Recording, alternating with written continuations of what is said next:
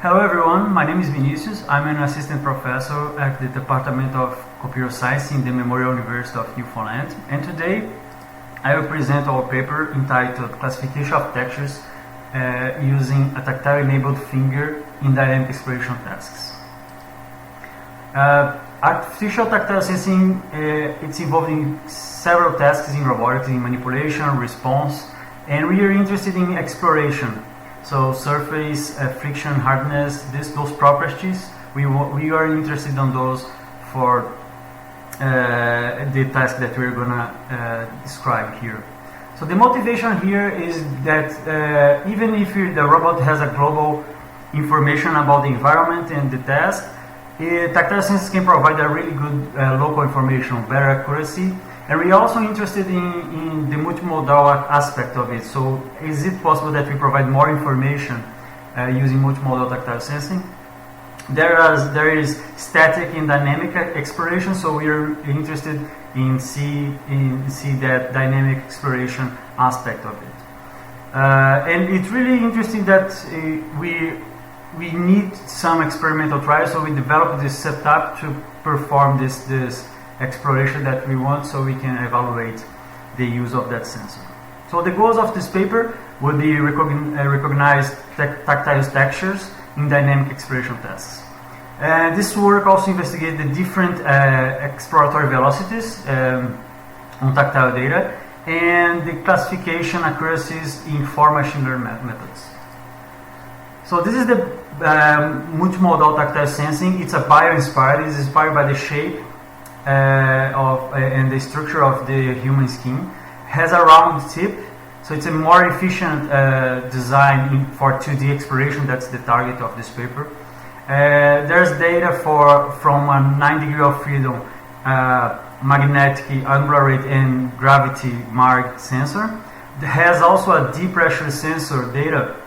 It's mounted at the base of the sensor, and this sensor compliancy and arrangement captures the model deformation, because this is a flexible material. In the figure here, you also shows a frame of reference, so you can see the torque and all the features that is collected from this point of view, from this frame of reference. So the experiment, we had this sensor mounted in a module holder. The idea is to simulate the human natural exploration with the index finger. They are intermediate phalanges fixed, so you can see the motor housing here, and the intermediate distal joint, that's this joint here, is the motor axis, and the distal phalange, the fingertip, it's the housing here with the sensor, and this is the tactile module holder here. And during each experiment, the intermediate distal joint rotates, the distal phalange moves to the position, and the sensing model it managed to have contact with the surface. And the exploration, as you can see, it's in 2D. It's a square with 10 centimeters, a little bit less than 10 centimeters, for the four sides of a square in the texture. The textures used for exploration is those described here. So we have 12 textures labeled. So we have some plastic pencil case, 1 and 2. We have some plastic placemats, so 3, 4, 5, and 7. We have cork, so 6. Denim fabric, the 8 and 9, and felt 10. Polyester cloth, 11, and cotton scarf, the 12. And all of those were placed in a MDF ridged base with a 10 centimeter of side. So the trajectory could be described in this surface here. So we used machine learning classifiers. So Extra-Trees used 500 estimators with no max depth. Random Forest estimator with 500 estimators with max depth of 30. Super support of machines with C1900 and gamma from 10 to 5, and a multi-layer perceptor with 2 hidden layers with 100 neurons each. The experimental setup used 100 tries for each texture, so every texture had 100 tries with the finger going to the position, the whole square performed, and that's one trial.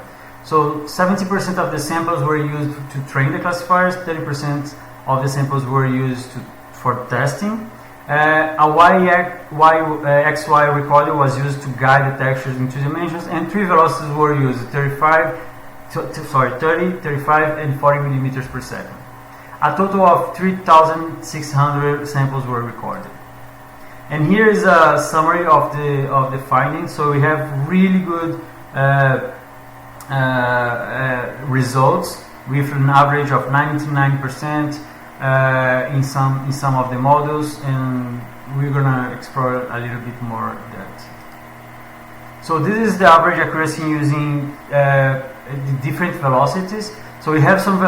We couldn't find a really good description of which velocity works better, because some of them we have like with 40 millimeters per second, and some of them with 30 millimeters per second. So it doesn't seem that the velocity is a big player on the evaluation of this.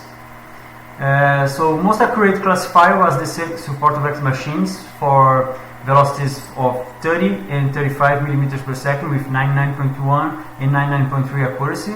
The extra trees for velocities of 40 millimeters per second with 99.4 of accuracy. The most accurate transducer was the barometer with 100% accuracy at velocity of 30 millimeters using a support of X machine. The classification accuracy for the 2D expression was substantially higher, 99.3, than the others obtained with the 1D expression. That's a comparison that we made with the authors of the number 10. No correlation was found between the expression velocity and the classification of textures. Two significant findings emerged from this experiment. First, the classification performance was significantly higher in the 2D expression compared to the findings in the previous paper with the unidirectional classification. And that reveals the importance of exploring textures in more than one dimension. Second, no correlation were found by analyzing figure 4 with the velocities graph. And that suggests that the exploratory velocity was not a decisive factor in this 2-dimensional texture classification. One concern that we have is the high-dimensional input vectors were used, so could not be suitable for input or for traditional classification algorithms. And the future approach would be have a dimensionality reduction, a filter selection, or a feature extraction of this from this data. Questions? And thank you.